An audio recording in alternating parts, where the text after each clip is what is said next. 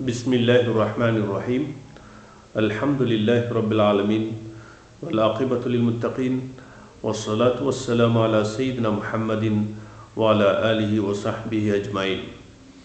அன்புள்ள இஸ்லாமிய சகோதரர்களே, தாய்மார்களே, சகோதரிகளே,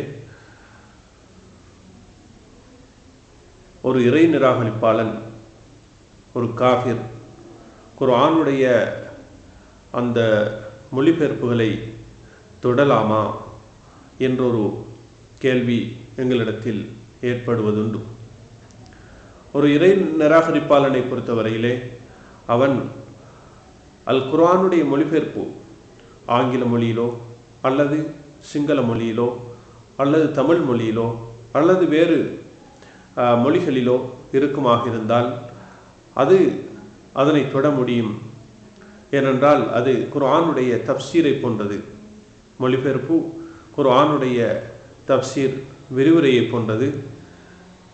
எனவே அதனை ஒரு இறை நிராகரிப்பாளன் அல்லது உது இல்லாத, ஒரு சுத்தத்துடன் இல்லாத, ஒரு உதுவுடன் இல்லாத ஒரு மனிதன் தொட்டால் அதிலே எந்த விதமான குற்றமும் இல்லை.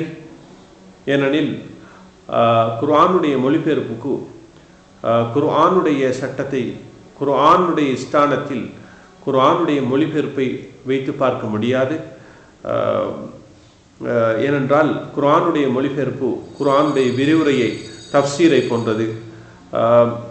குர்ஆனுடைய தப்சீர்களை உள்ளடக்கிய அந்த நூல்களை ஒரு இறை நிராகரிப்பாளன் அல்லது சுத்தத் உதுவுடன் இல்லாத ஒருவர் தொடுவதிலே குற்றமில்லை.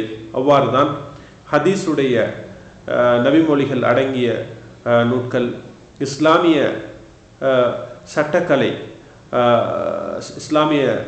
இஸ்லாமிக் லோ என்ற இஸ்லாமிய சட்டத்துறையை உள்ளடக்கிய நூட்கள், அரபு மொழி நூட்கள், இதர நூட்களை இவ்வாறு தான் ஒரு இறை நிராகரிப்பாளனோ அல்லது வுது